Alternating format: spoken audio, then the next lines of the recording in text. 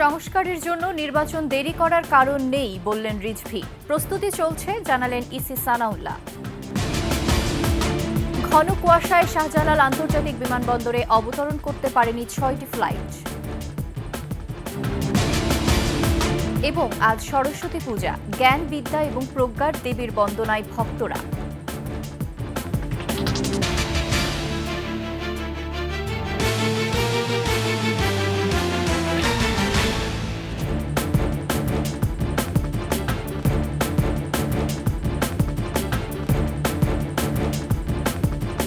শুনছিলেন সংবাদ শিরোনাম। আমন্ত্রণ ২১ দুপুরের সংবাদে, সাথে আছি আমি ফারজানা নির্জনা। দর্শক, ২১ টেলিভিশনের সংবাদ একই সাথে সরাসরি দেখতে পাবেন আমাদের ফেসবুক পেজ www.facebook.com/2124 অনলাইনে। এছাড়া সাবস্ক্রাইব করতে পারেন www.youtube.com/@21etv চ্যানেলে। সংস্কার একটি চলমান প্রক্রিয়া, এর জন্য নির্বাচন আটকে রাখার কারণ নেই বলে মন্তব্য করেছেন বিএনপির সিনিয়র যুগ্ম মহাসচিব রুহুল কবির রিজভী। মুন্সিগঞ্জ জেলা বিএনপির আংশিক আহ্বায়ক কমিটির সদস্যদের নিয়ে শহীদ রাষ্ট্রপতি জিয়াউর রহমানের সমাধিতে শ্রদ্ধা জানান রিজভী। পরে সাংবাদিকদের সঙ্গে আলাপকালে তিনি জানান, অন্তর্বর্তী সরকারকে নির্বাচনের রোডম্যাপ দিতে হবে যেন জনগণের বঞ্চনার দুঃস্বপ্ন দূর হয়। সমালোচনা না নিতে পারলে উপদেষ্টার পদ ছেড়ে রাজনৈতিক দল করার আহ্বান জানান রিজভী। বলেন, বিরুদ্ধাচরণ নয়, আরও দায়িত্বশীল হতে সরকারের সমালোচনা করছে বিএনপি। যে কোনো আন্দোলন দমাতে পুলিশের শটগান ব্যবহার বন্ধ করারও আহ্বান জানান এই বিএনপি নেতা। অবাধ সুষ্ঠু নির্বাচনের একটা ডেডলাইন, একটা তারিখ তাদেরকে অবশ্যই দিতে হবে। আমরা সংস্কারের বিরুদ্ধে নই, আমরা বারবার কি কি সংস্কার হওয়া উচিত সেটা বলেছি। সংস্কার হতে বেশি দিন সময় লাগে না, আর সংস্কার তো যুগ যুগ ধরে চলবে, এটা তো চলমান প্রক্রিয়া। জনগণের যে দাবি ডিমান্ড, এই ডিমান্ডের উপর ভিত্তি করেই তো সংস্কার হবে। এদিকে প্রধান উপদেষ্টার ঘোষণা অনুযায়ী জাতীয় নির্বাচনের প্রস্তুতি চলছে বলে জানিয়েছেন কমিশনার আবুল ফজল সানাউল্লাহ। রাজশাহী নির্বাচন কার্যালয়ে মতবিনিময় শেষে সাংবাদিকদের একথা বলেন তিনি আরও বলেন, সংস্কার কার্যক্রম সংক্ষিপ্ত আকারে হলে জাতীয় সংসদ নির্বাচন হবে আগামী ডিসেম্বরের মধ্যে। আর যদি সংস্কার কার্যক্রম দীর্ঘ হয় তবে আগামী ২৬ সালের জুনে নির্বাচন করা সম্ভব। তবে স্থানীয় সরকার নির্বাচন নির্ভর করছে সরকারের সিদ্ধান্তের উপর। কেউ আইনের ঊর্ধ্বে নয়। ভোট জালিয়াতির সঙ্গে জড়িত নির্বাচন কর্মকর্তারা আইনের আওতায় আসবেন বলেও জানান তিনি। মাননীয় প্রধান উপদেষ্টার গত ১৬ ডিসেম্বরের বক্তব্য থেকে যে তিনি বলেছেন যে সংস্কার কার্যক্রম যদি সংক্ষিপ্ত আকারে করতে হয়, রাজনৈতিক দলগুলো যদি সেই পর্যায়ে গিয়ে দাঁড়ায় তাহলে পারে আগামী ডিসেম্বর, আর যদি সংস্কার কার্যক্রমকে আরও একটু এক্সটেন্ডেডভাবে করতে দেওয়া হয় তাহলে ২৬ সালের জুন মাসের মধ্যে নির্বাচন করা সম্ভব। আমরা নির্বাচন কমিশন মোটামুটি এই উইন্ডোটাকে ধারণ করে আমরা আমাদের প্রস্তুতি এগিয়ে নিচ্ছি। এদিকে নির্বাচনের জন্য ন্যূনতম সংস্কার না হওয়া পর্যন্ত সকলকে ধৈর্য ধরে সরকারকে সহযোগিতা করার আহ্বান জানান জামায়াত আমির ডক্টর শফিকুল ইসলাম। ফেনীতে অনুষ্ঠান শেষে একথা বলেন তিনি।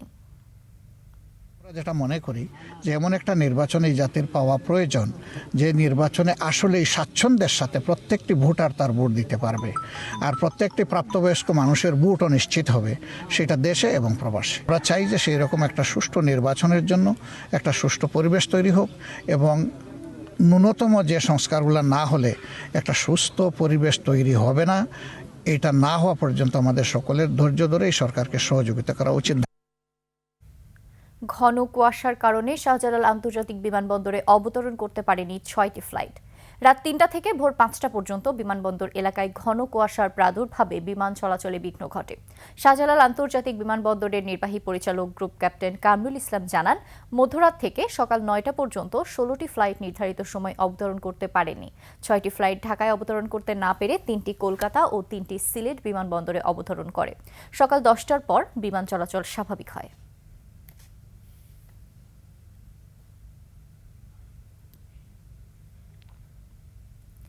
টঙ্গীর তুরাগ তীরে শুরু হয়েছে বিশ্ব ইজতেমার দ্বিতীয় পর্ব। দেশি বিদেশি মুসল্লিরা ময়দানে আসছেন। কুয়াশার কারণে কিছুটা দেরিতে শুরু হয় আনুষ্ঠানিকতা।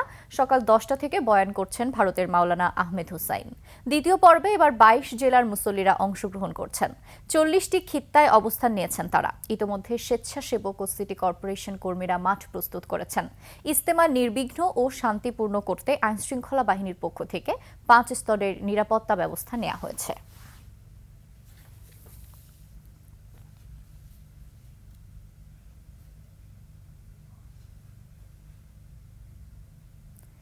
জ্ঞান, বিদ্যা এবং প্রজ্ঞার দেবীর বন্দনায় উদযাপিত হচ্ছে সরস্বতী পূজা। বিনা পানির আরাধনায় ঢাকা বিশ্ববিদ্যালয়ের জগন্নাথ হল সহ দেশের বিভিন্ন শিক্ষা প্রতিষ্ঠানে দেবী অর্চনা করছেন পূজারী ও ভক্তরা। তানজিলা তাসনিমের রিপোর্ট। শাস্ত্রীয় বিধান অনুসারে মাঘ মাসের শুক্লা পঞ্চমী তিথিতে বিদ্যা ও সঙ্গীতের দেবী সরস্বতীর আরাধনায় সনাতন ধর্মাবলম্বীদের অন্যতম এই উৎসব। বসন্ত পঞ্চমী নামেও পরিচিত এই উৎসবে বিভিন্ন শিক্ষা প্রতিষ্ঠান ও ছাত্রছাত্রীদের বাড়িতে শ্রদ্ধার নৈবেদ্যে দেবীর পূজা করা হয়। ভক্তদের ভেতর থেকে অজ্ঞানতার আধার দূর করে শুক্লবর্ণা দেবীর বন্দনায় ঢাকা বিশ্ববিদ্যালয়ের জগন্নাথ হলের মাঠে আয়োজন করা হয় এশিয়ার সবচেয়ে বড় সরস্বতী পূজার। এখানে ধর্ম, বর্ণ, গোত্র নির্বিশেষে আমরা সবাই এক জায়গায় হয়েছি। আমরা আমাদের উৎসব পালন করছি। এখানের ভিড়ই আসলে বলে দেয় যে বাংলাদেশে সংখ্যালঘুরা নিরাপদ আছে কি নেই। বিশ্ববিদ্যালয়ের ৭০টি ডিপার্টমেন্টে আলাদা আলাদা মণ্ডপে বর্ণিল পূজার আয়োজনে মাঠ জুড়ে তৈরি হয় উৎসবের আমেজ। বিভিন্ন ধর্মের সহাবস্থানের কথাই বেশি দেখেছি, তো এইটাই হচ্ছে আমাদের মূল উপজীব্য। হিন্দু, মুসলিম, বৌদ্ধ, খ্রিস্টান সবাই এই পূজার মধ্যে অংশগ্রহণ করছে। জুলাই গণঅভ্যুত্থানের পর সংখ্যালঘু সম্প্রদায়ের নিরাপত্তাহীনতার বিষয় উঠে আসলেও সরস্বতী পূজার আয়োজনে বরাবরের মতন ছিল সম্প্রীতির মেলবন্ধন। প্রতিটা ধর্মের যে সংস্কৃতিগুলো সেইটাকে আরো মহাসমারোহে আরো বেশি করে সেলিব্রেট করাটা আমাদের এনকারেজ করা উচিত। হিন্দু, বৌদ্ধ, খ্রিস্টান, মুসলিম সবাই আছে এখানে, সবাই একসাথে আমরা উদযাপন করছি। ঢাকা বিশ্ববিদ্যালয়ে পালিত হচ্ছে জ্ঞান এবং বিদ্যার দেবী সরস্বতীর পূজা। হিন্দু, মুসলমান সহ সকল ধর্ম এবং গোত্রের দেশ এই বাংলাদেশ। সকলের আশা সবাই শান্তিতে এবং সম্প্রীতিতে এই দেশে বাস করবে। তানজিলা তাসনিম, একুশে টেলিভিশন, ঢাকা। অর্থবছরের ৬ মাসে রাজস্ব আদায়ের লক্ষ্যমাত্রা অর্জন করতে পারেনি হিলি স্থলবন্দর কর্তৃপক্ষ বলছে, আমদানি পণ্যের শুল্ক ও সম্পূরক শুল্ক কমায় কমেছে রাজস্ব আদায়। এদিকে আমদানিকারকরা বলছেন, উচ্চ শুল্কের পণ্য আমদানির ক্ষেত্রে বিদ্যমান শর্ত সহজ করলে বাড়তে পারে রাজস্ব। হিলি প্রতিনিধি সালাউদ্দিন বকুলের তথ্যচিত্রে দেখুন ডেস্ক রিপোর্ট। ২০২৩-২৪ অর্থ বছরের শেষ ৬ মাস অর্থাৎ জানুয়ারি থেকে জুন পর্যন্ত হিলি স্থলবন্দরের রাজস্ব আয়ের লক্ষ্যমাত্রা ছিল ২৬১ কোটি ১৮ লাখ টাকা। তবে সে লক্ষ্যমাত্রা অর্জিত হয়নি। এরপরও ২০২৪-২৫ অর্থ বছরের জুলাই থেকে ডিসেম্বর পর্যন্ত রাজস্ব আয়ের লক্ষ্যমাত্রা আরও ১৫০ কোটি টাকা বাড়িয়ে ৩৬২ কোটি ৬৯ লাখ টাকা নির্ধারণ করা হয়। বাস্তবতা হচ্ছে, এবারও লক্ষ্যমাত্রা অর্জন হয়নি, বরং রাজস্ব আয়ের ঘাটতি রয়ে যায় ৪৩ কোটি ৯৩ লাখ। আয় হয়েছে ৩১৮ কোটি ৭৬ লাখ টাকা। অধিক শুল্কমুক্ত পণ্য আমদানিতে জটিলতা নিরসন সহ পণ্য খালাস দ্রুত করা গেলে বন্দর দিয়ে আমদানি বাড়বে, এতে রাজস্ব আদায়ও বৃদ্ধি পাবে বলছেন আমদানিকারকরা। একই পণ্য হিলিপোর্ট দিয়েও আসে, কিন্তু এখানে বেনাপোলের সে রেফারেন্স কপিটাই এখানে মূল্যায়ন করা হয় না। ডলারের যে অবস্থা, আমাদের আসলে আমদানি করে আমরা পোষাতে পারতেছি না। আমাদের একটা পণ্যের ডিউটি $5, বেনাপোলে $3.5। তখন দেখা গেছে যে আমরা নিরুপায় হয়ে বেনাপোল দিয়ে আমদানি, এটা একটা বড় কারণ। পাথর এবং কয়লা হিলিপোর্ট দিয়ে তো ইম্পোর্ট বন্ধই হয়ে গেছে। পণ্য আমদানিতে কোনো নিষেধাজ্ঞা নেই জানিয়ে বন্দর কর্তৃপক্ষ বলছে, কিছু কিছু পণ্য শুল্কমুক্ত হয় রাজস্ব আয় কমেছে।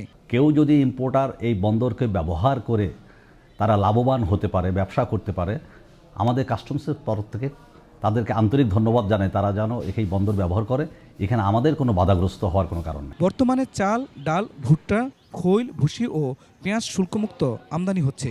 এছাড়া এ বন্দর দিয়ে আগে ১০০ ট্রাকের বেশি পাথর আমদানি হতো, এখন যা বন্ধ রয়েছে। খুরশিদ আলম, ডেস্ক রিপোর্ট, একুশে টেলিভিশন। দেশের বিভিন্ন স্থানে সড়ক দুর্ঘটনায় ৩ কলেজ শিক্ষার্থী সহ কমপক্ষে ৯ জন নিহত হয়েছেন। আহত হয়েছেন আরও বেশ কয়েকজন। প্রতিনিধিদের তথ্য ও ছবিতে দেখুন ডেস্ক রিপোর্ট। পুলিশ জানায়, রোববার রাতে দিনাজপুরের বিরামপুর উপজেলার ঘোড়াঘাট রেল ক্রসিং পার হওয়ার সময় এই দুর্ঘটনা ঘটে।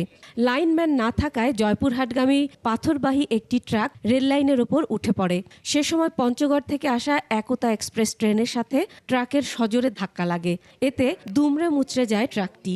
ঘটনাস্থলেই মারা যায় ট্রাকের হেলপার। গুরুতর আহত হন ট্রাক চালক।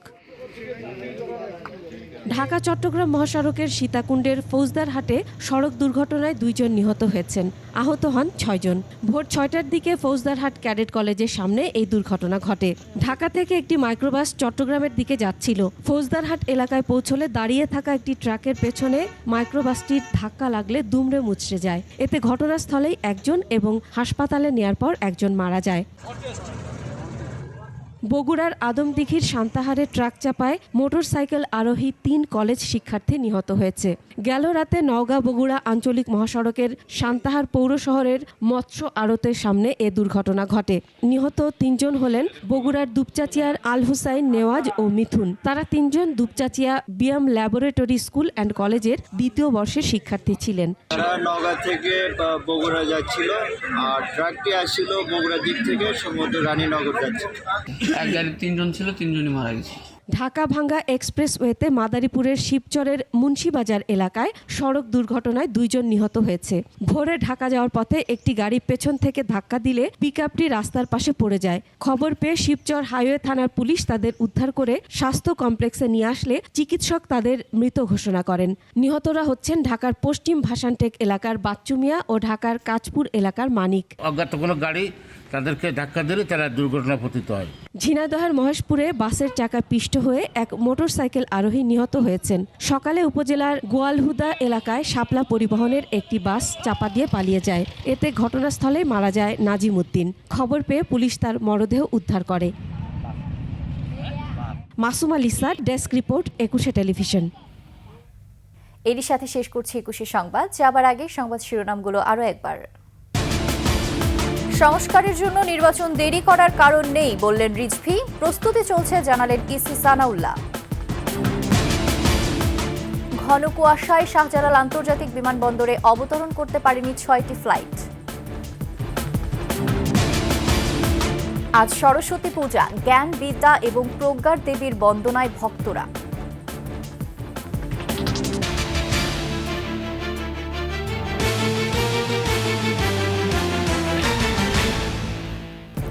সর্বশেষ সংবাদ জানতে ডায়াল করুন 2021 নাম্বারে আর ভিজিট করুন 21-tv.com ওয়েবসাইটে। ফেসবুকেও ভিজিট করতে পারেন www.facebook.com/2124 অনলাইনে। এছাড়া সাবস্ক্রাইব করতে পারেন www.youtube.com/@21etv চ্যানেলে। এতক্ষণ সঙ্গে থাকার জন্য ধন্যবাদ। পরবর্তী সংবাদ বিকাল 5টায় দেখার আমন্ত্রণ রইল। 21-এর সাথেই থাকুন।